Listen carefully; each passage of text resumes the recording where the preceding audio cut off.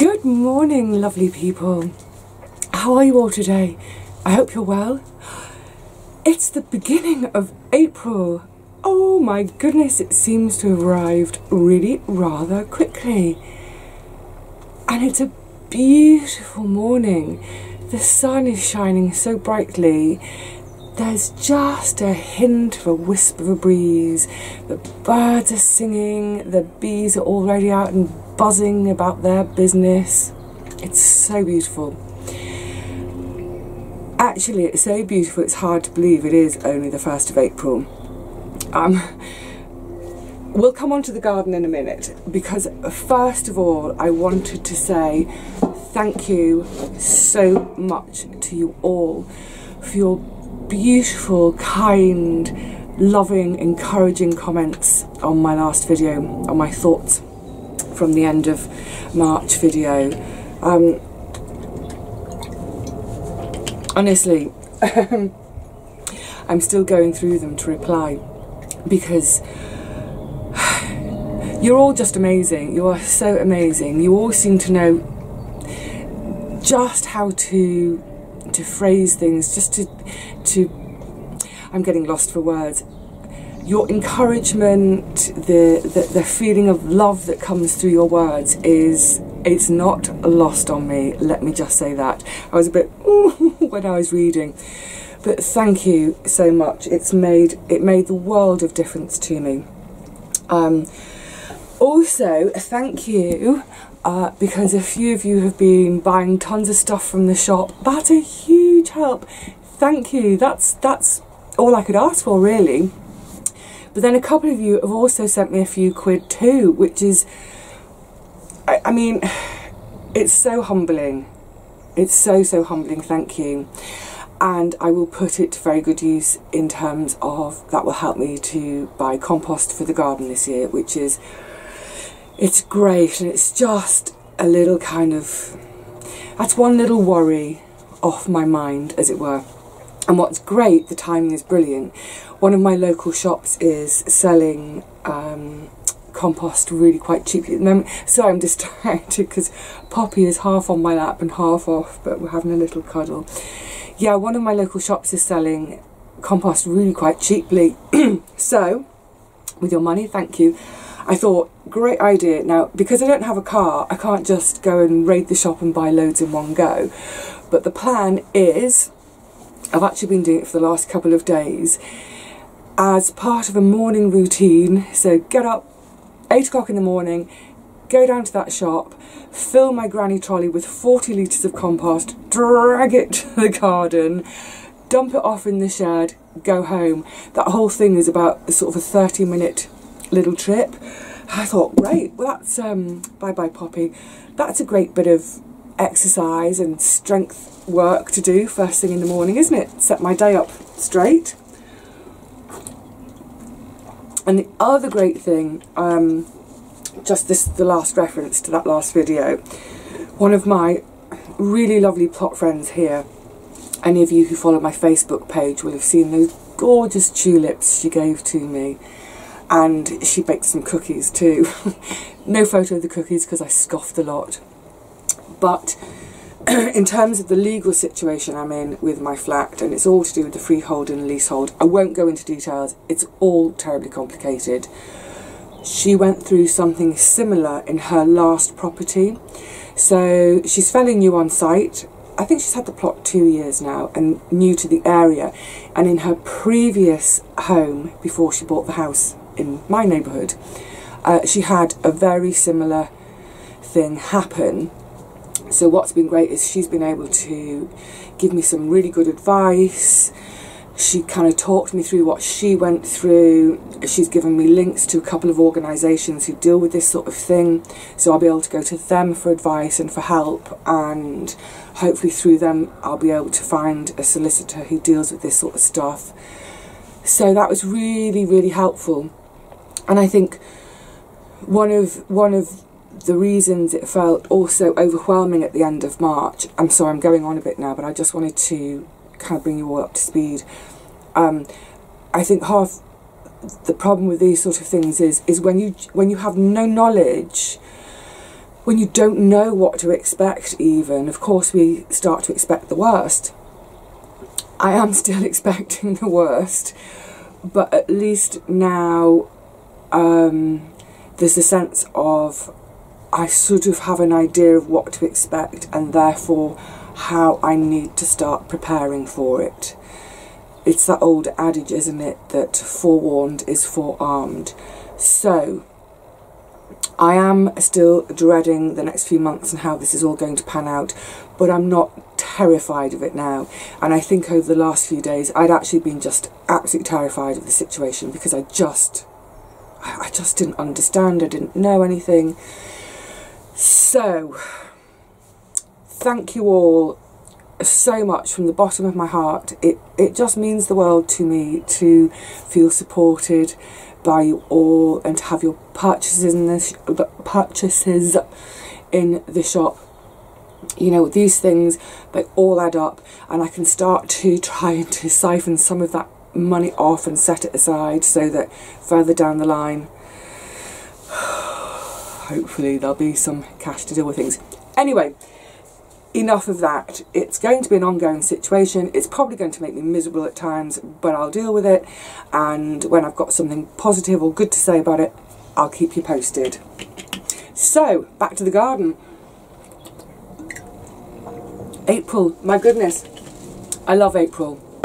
It's I'm kicking a watering can. The reason for that is we're due rain tomorrow. I can't get comfy, it's right in the way. We're due some rain tomorrow for the first time in ages, and then we're going into a dry spell again. So yesterday I emptied my water butt into watering cans, buckets, old trugs, literally anything I could empty that water into to store that water so that my water butt is empty, ready for the rain tomorrow, so that it can fill up again, so that over the coming weeks when we've got our dry bits, I've got hopefully a good little stash of water. Now the main thing with April is that's when it's going to be all change in the garden. It's when the vast majority of the planting and the sowing happens. All the structures will go up, all the beds will get open, and yeah, it's the time of big change in the garden. And of course at home, all those early sown seedlings, they're at the pricking out stage. There'll be more seeds to sow at home. It's going to be crazy. I can't wait. I'm going to have to be really careful with my time management, including today. Stop waffling, Vivi! Yeah, I have to be really careful with my time management to make sure that I keep on top of my sowings and what have you. But yeah, the start of the month, the way it is today, which I'll show you in a second when we go outside, if the rest of April is like this, we're in for a treat. Right, let's go and have a look at the garden and where it's at the beginning of April. Isn't that a cheerful sight to start with? My lovely little tulips are blooming, and there's another couple to come out. They were the ones from my mum. Thank you, Mum. And underneath that massive poached eggplants, and then just tucked, oh, we're going to have a shadow issue today, aren't we, because it's so bright, but tucked right underneath some little, oh, I can't even remember what they are, like primula type things. Sweet. And then I'm not sure what that is, I can't remember. It looks like a carrot. But also down here, that's right, can you see? That is the beginning of my beautiful tree lily, which gets, most years it gets to about 6, 7, 8 feet even, with a massive gorgeous blooms which always open just after my birthday. So it opens about mid-July. Then over here, how's the verbena getting on? It's hard to see everything because it's such a mess. That's the verbena coming back. Oh, it looks like I've inherited some forget-me-nots.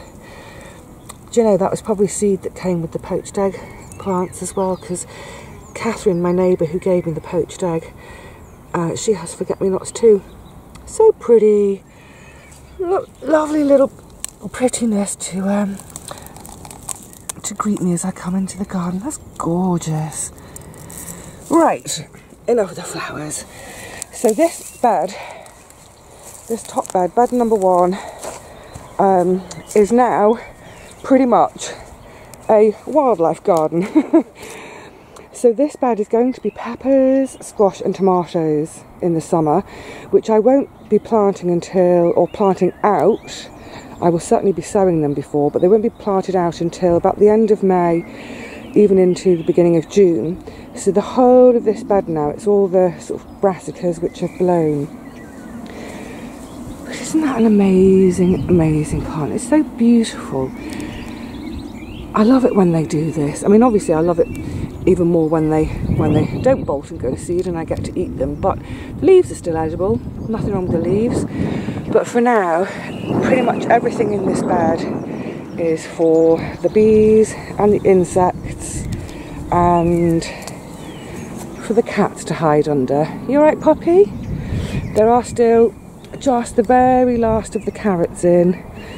I've had a load out of this end here so I can dig out another bean trench. I know it's a bit late in the day, but I will dig that out and whack a load of stuff in the bottom before I plant the beans in a couple of weeks probably.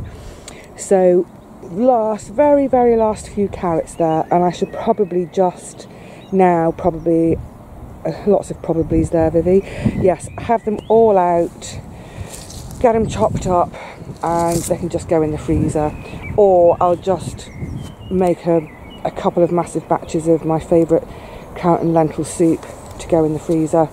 But yeah, they can come out now. So, not much change in this bed. Again, this bed won't be getting planted sown until towards the middle of April. Middle of April? Yeah, April, May time. So they'll gradually start to be uncovered.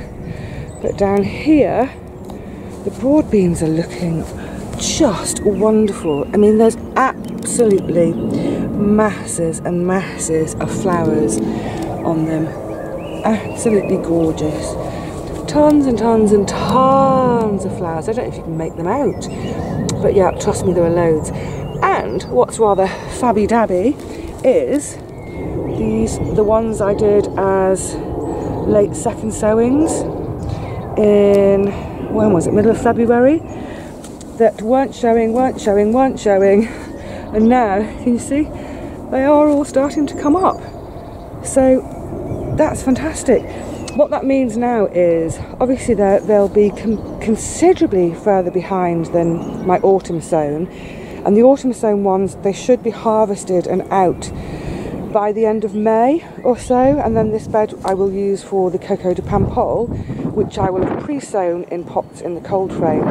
But it just means that where I have got these little baby second sowings, I'll just leave those in and plant the coco de pampol around them. I think they should be happy bedfellows. I hope they will.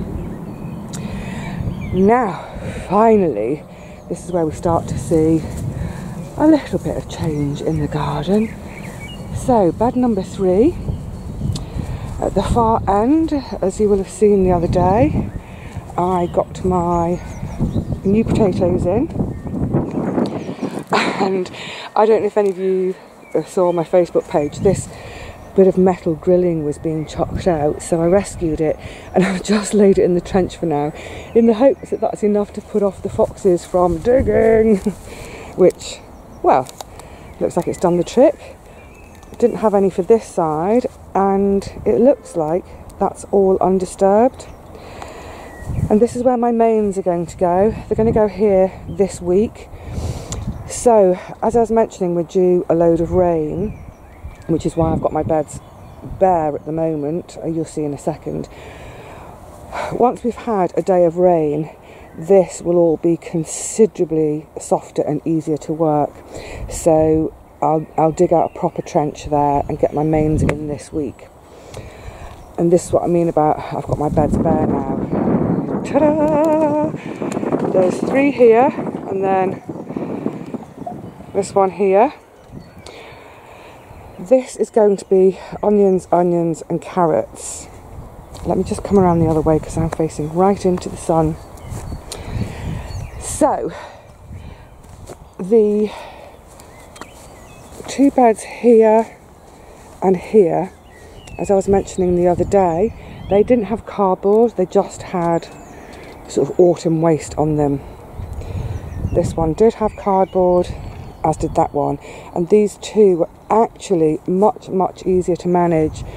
I've hardly had to do anything with them really, just a bit of a tickle. I probably will get to the cultivator on them just to bash down some of my lumps a little bit, just because sowing into that it's still a bit lumpy bumpy. But I think the combination of compost, these two actually did have compost rather than dry leaves, so a load of the compost have gone, been taken down by the worms, thank you worms, and just that bit of protection from the cardboard has helped too. So we're going to have parsnips there. This one was going to be carrots, leeks, carrots, spring onions, carrots, and then the 2 beds of onions there. The garlic over here, when that comes out, that'll be about the beginning of June. That'll be followed by flint corn, which again is one that I'll start indoors. But they're looking okay. I would say okay rather than great. I'm not too concerned because this is pretty much how they look at this time of year usually. So I did give them that top dressing of chicken poo. I might give them a little bit of a fertiliser with my own fertiliser. This is Poppy's favourite patch underneath. Are you alright there, Poppy? Underneath the purple sprouting broccoli, which I have to say has been absolutely magnificent, and I'm hardly keeping on top of eating it. I've just done another massive crop of it, but look, it just doesn't know when to stop. It is gorgeous. It's like I was saying, I think I was probably saying it's sort of February or early March at some point. What's beautiful about it is that when all the cabbages and the kale and things are starting to go over and on the cusp of blowing, then we'll get this gorgeous yum of the purple sprouting. Oh, can't wait to get my chops into that. So, oh sorry, just final word on these couple of beds then. The 2 onion beds, they are sprinkled with the dried chicken manure pellets. So another reason for just leaving them uncovered for today. Let that rain get to them. That'll help to take the chicken, well, it'll help to sort of, you know, soften the chicken pellets up and take them in there. And then the following day, I can get it into a slightly finer tilth, get them planted, and then they will be covered again, either with nets or any sort of mulch that I can get my hands on. So, yeah, this is definitely not going to stay bare for too long. Right, that's it for that bed. Let's just go around the corner, say good morning Vivi's shadow, good morning Vivi's shadow. The rosemary that I gave a really hard pruning to, and the sage, well, they've got tons of growth on them and they're looking perfectly happy. And then all this self-seeded love in a mist. Oh, it's so pretty, isn't it? I love the colour of love in a mist. It's such a vibrant, pretty green.